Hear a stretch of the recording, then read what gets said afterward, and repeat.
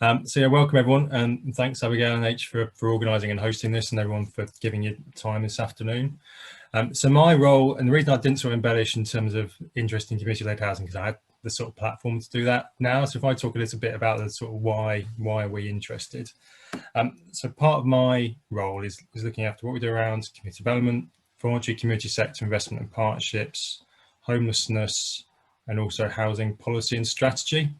There's at least a few of those areas which are potentially really relevant to community-led housing, and I'm really interested to sort of see actually what could the opportunities and applications be in Solihull. So 3 things in particular. So we are about to embark on the development of a housing strategy for the next 10 years for the borough. I think in recognition of we need more affordable housing. We don't have enough, like many other local authorities. This is a big issue for us, and like many big and complicated issues, there are often lots of little ideas and solutions to contribute to that. I'm really sort of keen to understand actually how could community-led housing contribute to that housing strategy, and sort of how do we develop and diversify that housing mix. I think the other reason as well, with some sort of VCS hat on, is probably looking at the role that actually having a housing asset base can play in terms of sustainability and income with voluntary and community sector organisations.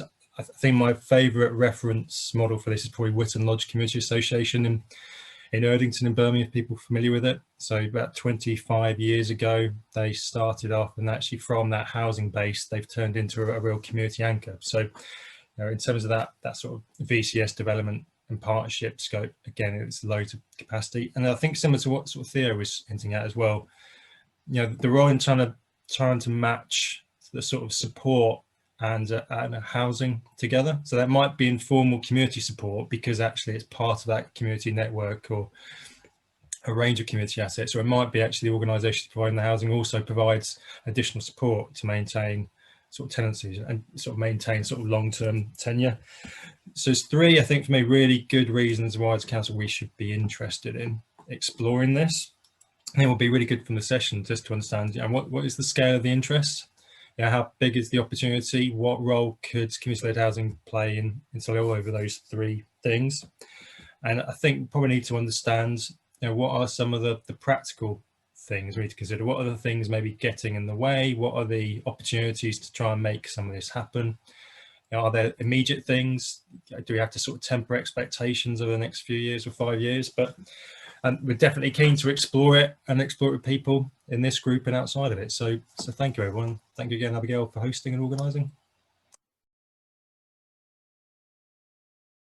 So this is kind of what I'll cover for the next 10 minutes, just a bit of, and some of you have heard this from me before, so hopefully I get kind of the level of detail about right for the group, but just a quick kind of explanation of what community-led housing is, what we mean by it, to make sure we're all on the same page, a little bit about the benefits of community-led housing and some of the key ingredients needed to make it happen, and I'll share a few examples throughout as I go along.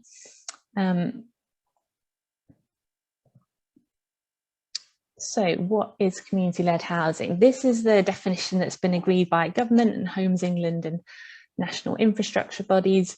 It's 3 principles really. The first is that open and meaningful community participation and consent takes place throughout the development process.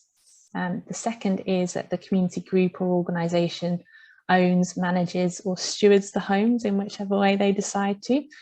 And the third is that the housing is of true benefit to the community, whether that's the local community or a specific community of interest or group of people, and that those benefits are clearly defined and legally protected in perpetuity. So it's quite a broad definition. It can start in different places. We talk about generally these kind of, summarize it into these 3 routes, through grassroots activism, a group of individuals that come together and decide that they want to develop some sort of housing solution to meet a need or an aspiration that they have in their community, with existing community organisations, So we are seeing a number of kind of existing community anchors looking to diversify into housing provision, or indeed there are existing community housing organisations wanting to develop more. And the third is that it can also be initiated by some sort of developer, and I mean that in the broadest sense, whether it's the council or an ALMO or a housing association or a private developer. And they can build that community stewardship into the scheme. It takes all sorts of shapes and sizes. So these are just a selection of different models, some of which you might have heard of before. And we could add almshouses onto this as well. Just realised that's not on there at the moment, because there's really kind of a wide variety of things that community-led housing could look like. It includes new build, renovation of existing buildings, and regeneration, and it can operate across any tenure, so be that some sort of home ownership, shared ownership, or market, affordable and socially rented homes.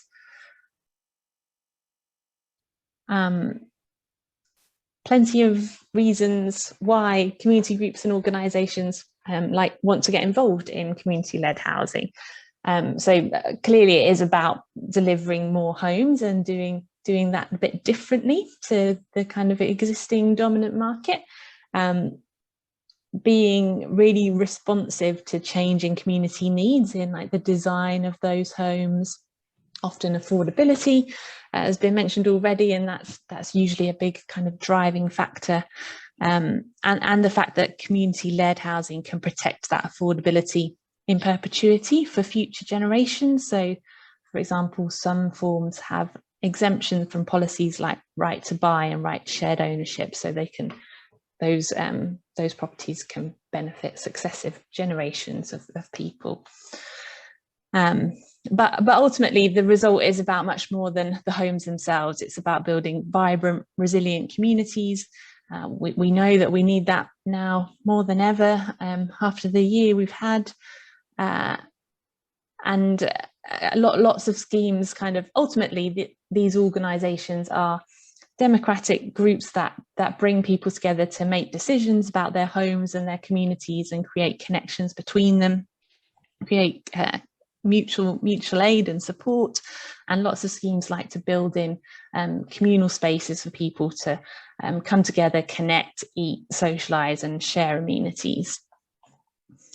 And the third area on here is a sustainable, supporting a sustainable local economy. So supporting people to continue living locally, to be able to afford to do so, and continue to support local businesses. Lots of community housing groups are really ambitious about sustainable design and making sure that their homes help to contribute to tackling our climate emergency and fuel poverty for people and families. And it can be a good way of supporting local skills and jobs and supply chains in the development of those homes as well. We tend to talk about three key ingredients that are needed to make community-led housing happen: people, finance and land. By people, I mean quite a few different things. So clearly you need some community engagement and ideas and activism. Building homes requires advice and technical advice and professional services. If a community group wouldn't necessarily have done this before. Schemes definitely benefit from strategic support from other partners like the local authority or ALMOs or registered providers who might be able to partner with them to build the homes. So a wide kind of range of people that help to kind of make a scheme a success, really. And I've got kind of a few examples to share where those things have kind of come together nicely. This is a drawing of a scheme by Sturchley Cooperative Development in Birmingham. Now they have worked in partnership with Green Square Accord, who are a housing association, and this scheme recently got planning permission from Birmingham City Council, so it's a really great recent success for the sector in the West Midlands. They're a group of local people in housing and worker co-ops, and they're building 39 affordable rented flats, along with some commercial units where local cooperative businesses will be based. A sustainable, eco-friendly development. They've been using modern methods of construction, and will use sustainable materials and use kind of innovative energy systems to ensure good sustainability. They built this on kind of a private site that was owned by Severn Capital. It was a little site that wasn't really suitable for commercial development. And they've managed to bring this scheme forward out of it, and it'll bring together kind of living, working, community. There'll be bike repairs, a bakery, a cookery school, coffee, and an art gallery all in one site. So it's a really nice mixed use scheme, and we look forward to that kind of starting to be built soon. Next one is Marshfield CLT in South Gloucestershire.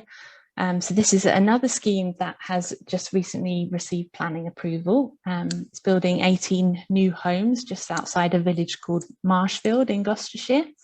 This one is on Greenbelt land and in the Cotswolds, area of outstanding natural beauty, and planning permission has been granted here under the council's rural exception site policy.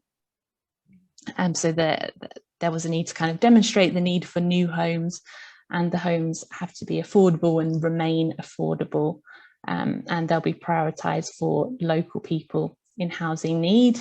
Now, the Community Land Trust was a group of local people who developed and conceptualised the scheme because they wanted to address the shortage of affordable housing in the village. And they've been supported by a housing association called Brighter Places and technical advisors similar to those who work with Much to plan their scheme and make it happen. And they'll have kind of, in this case, a long-term partnership with the housing association where the Community Land Trust will own the freehold of the site, and they'll lease the homes to the housing association who will manage them for them. Land was the second ingredient that I mentioned, and again, I mean that in quite a broad sense. So it might be greenbelt land, as that Marshfield example, or brownfield. Community-led housing can be incorporated into larger new developments and regeneration schemes. It can be all about bringing empty homes back into use, ethical disposals from housing providers like councils or housing associations who want to sell homes, and it can also repurpose like other existing buildings, which might become more and more relevant on our high streets potentially in the future. A few different examples highlighting like different ways to get sites and buildings and land. This is Canopy in Leeds. So they provide self-help housing for people who are homeless. And in this example, the council has transferred or leased empty properties to Canopy. These are properties that have been kind of standing empty for years. They work with volunteers from the local community and future residents to do the practical work to renovate the houses. And those then provide decent, affordable homes for people who are homeless.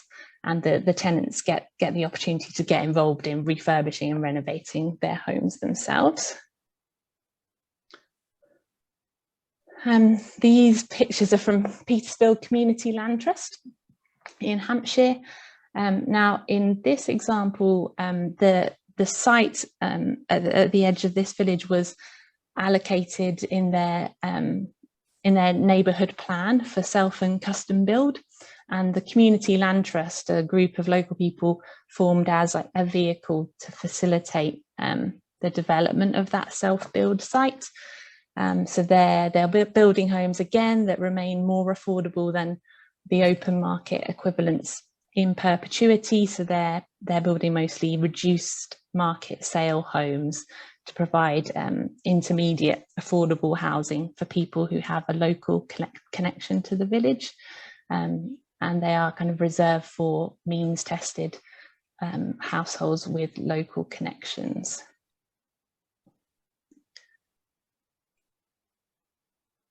I think this is the last example from me, Bunker Housing Co-op in Brighton. So they were set up to provide rented homes for people in housing need in Brighton. The homes in the city were just becoming increasingly unaffordable. Members were previously living in damp, cramped, overpriced, private rented accommodation. And this co-op are now building 15 homes over 4 different phases. The schemes are all being built on local authority infield land on existing council estates. So kind of lots of small parcels of land where they can get kind of, I think it's sort of up to about four homes on each of these. And the council are granting them long leases on these plots of land. So they've got a 99-year lease for their first plot. And I think 125 years for the next one. And the local authority has also been able to offer them some flexibility on the nominations for the residents and who gets to live in the homes, because the group members are obviously making a big commitment to make these homes happen. And so that the initial occupants of the homes will be agreed through the cooperative. And that there'll be a local earnings cap in terms of eligibility for those as well. The third ingredient I mentioned was finance. Some different kinds of funding and finance that are needed at different stages of a project. The first here is pre-development revenue funding to plan and progress a project. So investigating the site, figuring out whether it's suitable for your housing project, and employing professionals to design and plan a scheme with you. The second kind is the capital funding. So that's the money to build the homes or refurbish the homes. And depending on kind of what kinds of homes you're building for who, that might be sometimes a combination of grants and loan from a lender or a bank, or perhaps just loan, depending on what kind of project it is.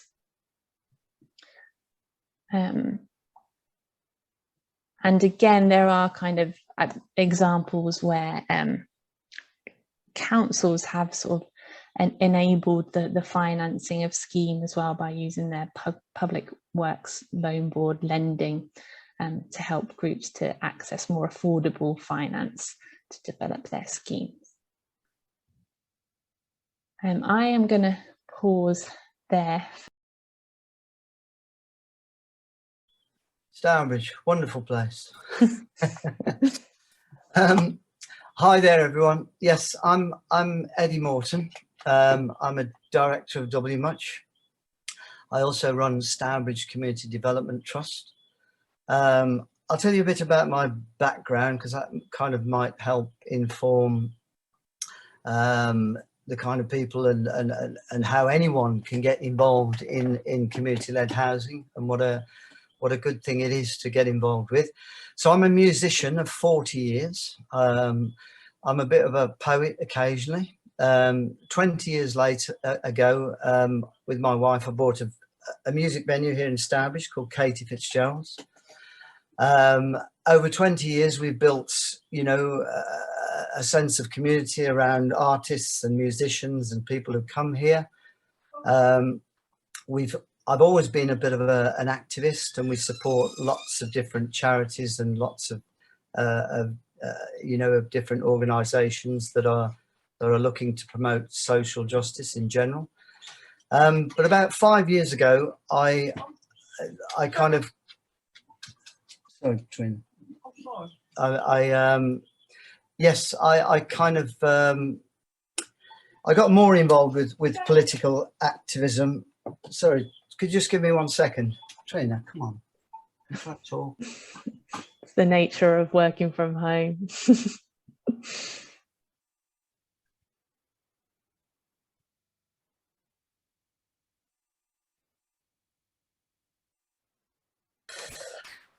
Yeah, sorry about that. Yes, so I'd spent many years writing songs and being involved with campaigning for social justice, and decided that I'd stop campaigning and talking about it and actually do something. So we formed a group to address the issue of homelessness in Stourbridge. And from that grew the idea of Stourbridge Community Development Trust, which what I did, I spent a year traveling around the country looking at different models of that type of organisation and all the sorts of things that were going on around community-led housing. And that led to us forming the Community Development Trust, linking up with, at first, with Accord Housing. We, I kind of realised that what we needed to do was get hold of a piece of land to kind of start even the idea of building, you know, and getting involved with community-led housing. So here in Stourbridge, we found a piece of land that was for sale, and I made a community asset transfer response to the council to take control of that land, to start a community-led housing scheme. As a community development trust, we applied to the government CHF grant and were successful, and were able to start the process of negotiating with the council to build 11 affordable apartments on that piece of land. Now, our project is called the Stourbridge Powerhouse, and it's called that because it doesn't only address the issue of rental affordability, it also addresses the issue of energy affordability. So it will be built to passive house standard. It has solar panels, a roof garden. It's the first car-free development to be granted planning permission in Dudley and Stourbridge, as we are also looking to address the issues of climate change and increasing amounts of commuter miles. Now, much of this is driven by our own business, which we run a venue, and I talked to lots and lots of people, and I found that lots and lots of people younger people found housing unaffordable. Older people who were working were having to travel greater distances to bring enough money back to Stourbridge to afford to live here. And that is driving the issue of traffic, air quality, issues around climate change, and also the hollowing out of the high street as people kind of spend ever more time traveling. Younger people tended to move out of the town because there aren't the sort of jobs that can sustain creativity in the town. So it was also a response to what was happening in our own business. So our project is about affordability of rent and energy. It's also about how creativity, innovation relates to enterprise and energising local high streets. We also have a range of other projects. We have a community hub in town that sells art, music, books from local artists, and is also involved in supporting local community groups, including the Repair Cafe. And we also are pushing forward on other social enterprises, including the reopening of a community cinema in Kidderminster. So we do a whole range of holistic kind of activities. But they're all centered around the idea of sustainability. How do we build back sustainability into our economy and into our society? And we believe that from the building back of that sustainability and affordability, we are increasing levels of democracy, which we also, you know, over the last 3 to 4 years have kind of seen really a bit of a democratic deficit for so many people, not just people in need. It kind of expands upwards. And we think that giving people power over their own lives through affordability of rent and energy and the ability to create more security of tenure and a good place to live, live a good life and create a sustainable future feeds the idea of democracy and helps push back against some very dangerous developments that we believe have been happening over the last 5 years. But we also think it feeds, you know, the desire of both kind of sides of the political divide to have people, give people the tools to look after themselves and to kind of, you know, grow their own lives, but also to look after those who can't look after themselves or who need help. So our particular emphasis is on the creative community, but a community-led housing group can focus on, you know, old people who in a village who may not be able to afford to live.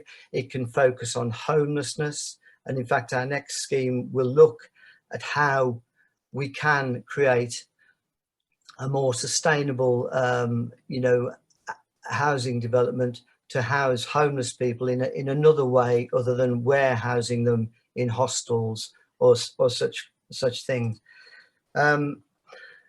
I get involved with promoting this idea through WMuch and just generally off my own bat as much as possible, and would advocate it to everyone as a means of addressing the housing crisis, addressing the affordability crisis.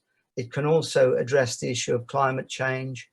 And personally, it's something that I kind of promote every day, really, all the time, along with all our other business activities and everything that we do.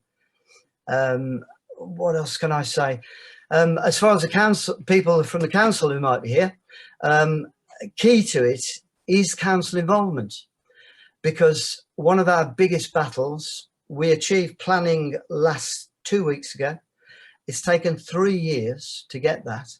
And the biggest obstacle has been councils understanding the principle of community-led housing and the value that it can add back to communities and to the council, and being willing to free up council land and support such groups. So anything we can do to convince Solihull Council, councillors and council officers that this is an idea to be supported and work with local groups of all kinds is what the message that we want to get across from this meeting. So that's the kind of the clarion call to Solihull Council. You know, at least talk to community groups, discuss it, discuss the options. Don't be kind of blindsided by the idea of there is only private housing or there is only council housing. There is this middle road of people creating their own places to live, of which there are, you know, the examples that were put earlier. Witton Lodge is an amazing example that has been built over 10 years.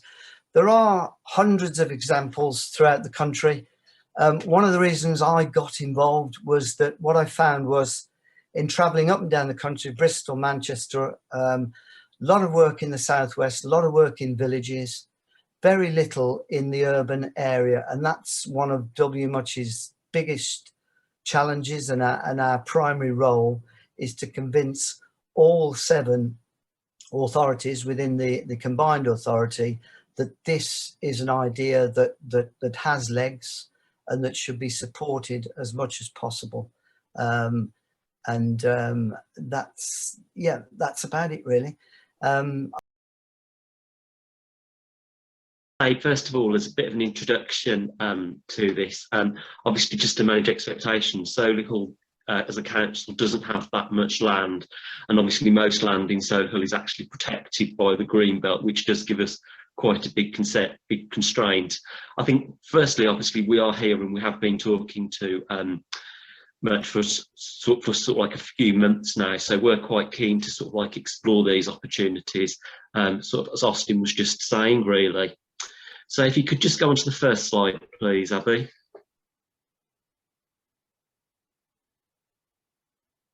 Sorry, probably the second slide, actually. It's community involvement in planning. So I think we're quite, I mean, as a local authority, we're quite keen to support and enable communities to influence place making. I know from, I know Birksville Charities have obviously been involved in the local plan process and putting in a consultation response, which I know is very appreciated. It's good that you're being involved and we're aware of sort of like the issues of sort of like different areas and what you're trying to achieve. There is already a bit of more community involvement. There's a number of neighbourhood plans that are going on in the borough, and some of these are looking to meet housing needs themselves and influence the housing that's being done. And I'll come on to a site in Meriden in a bit, where Meriden Parish Council are working with a housing association to create a rural exception site specifically to meet the local needs of Meriden.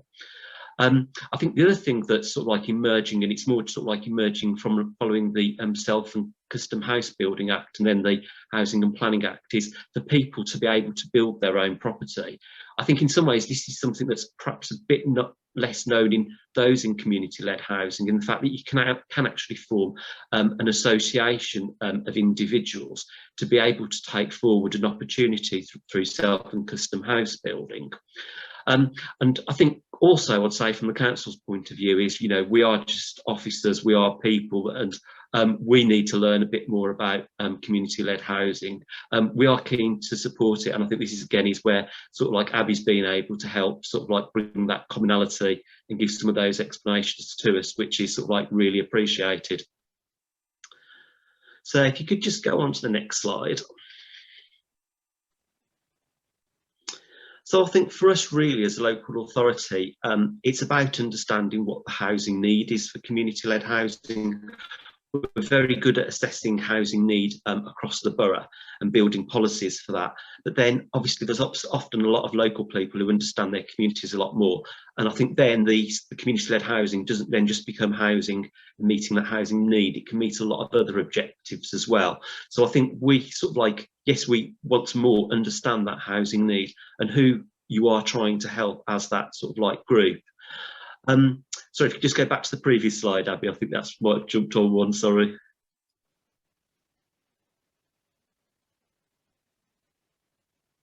Is that the right one, Mark? That's the right one, thank you. So really, it's sort of like just these first 2 points really is what I was just talking about, is to understand why community groups are keen to do community-led housing, and you know what other benefits you might be trying to get out of it as well. Just on that self and custom house building register, I have put the link there. So if you were wanting to form an association, and you don't have to do it straight after this meeting, you can simply go and have a look. But basically there is sort of like obligations on the council to try to find, try to provide planning permission for enough people who are self and custom house builders. And that could be an association of people looking to do sort of like a community land trust. So if you could just go on to the next slide. So one of the existing routes at the moment for possibly for somebody to do a community-led housing approach would be for a rural exception site. And I've just put a bit of text here. This is actually our adopted definition, which is in our adopted local plan.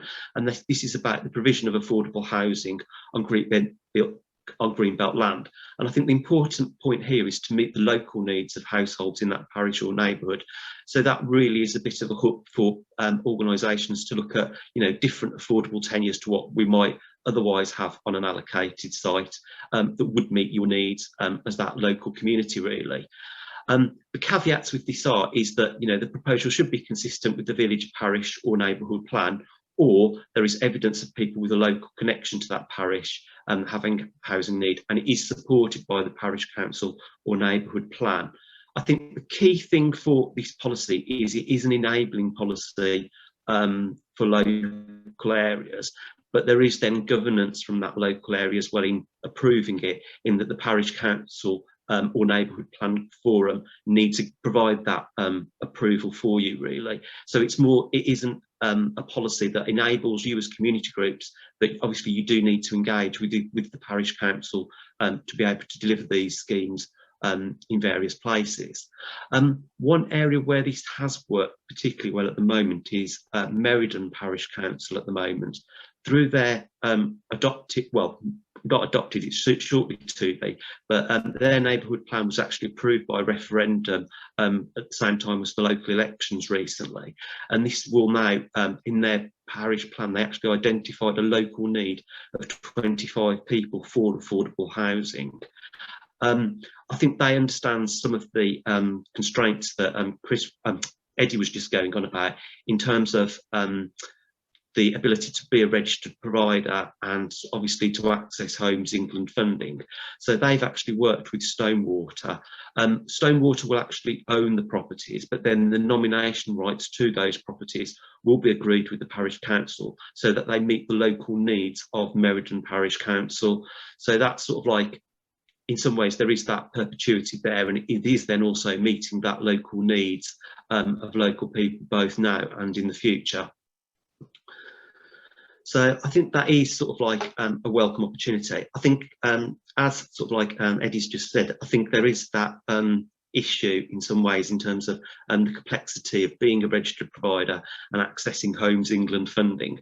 I know as a local authority, we do small amounts of development for affordable housing in the borough, and this isn't rural exceptions, this is just simply garage sites, and there is an awful lot of processes to go through to access that, to be a registered provider and to actually provide that that's be able to sign those agreements with Homes England to draw down those grants. So I'd really endorse what he was saying there, is do get involved with sort of like either a housing association, or we've got Solihull Community Housing who could help you with some of that development process.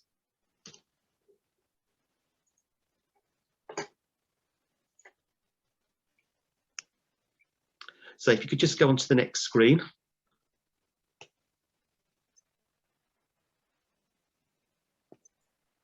Oops. Thanks. So a separate opportunity is what I was just mentioning, is the self and custom house building policy that we've developed through the local plan review. This requires developers on allocated sites to make a contribution to self and custom house building of more than 100 units, and contributions will be expected in the form of 5% of open market dwellings in the form of self and custom house building plots. This policy in some ways could be used by a community land trust for them to work with a developer on an allocated site to actually do a community-led housing scheme. And I think it's one of those things really, as a local authority, as I was saying, most land is actually in the green belt. We can't compel a developer to work with any particular community land trust group. There is a requirement for them to sell those plots on the open market. So in some ways it's more about having that sort of like conversation with them about whether there's an opportunity for that to be made available to that community land trust. But obviously we're more than happy to sort of like be involved in that process and sort of like try to facilitate those discussions ongoing. I think the thing with this policy at the moment is that we haven't adopted it at the moment, as sort of like Birchwell Charities are aware and other people around the table are aware. The local plan has only recently just been submitted, so it's about to go through an examination in public. So this policy really has still to be tested and approved by a inspector before we could actually make it a requirement of development. So those are two opportunities that I just sort of like wanted to flag up for delivery of community-led housing. There is various other ones. Obviously there's nothing to stop any organisation from getting land and then going through the planning process to get planning permission to build sites, and often I think it is probably easier if on sort of like redundant land with assistance to some community land groups to be able to find those opportunities within the borough. And I think these two policies really are sort of like are part of sort of like more sort of like the rural area, and I'm conscious that there's people around the table who you know, like young Solihull, who might want other areas of the borough, such as urban areas. So there is those brownfield land opportunities that can come forward, and they can probably come forward a little bit easier as well. So that's really just the end of my brief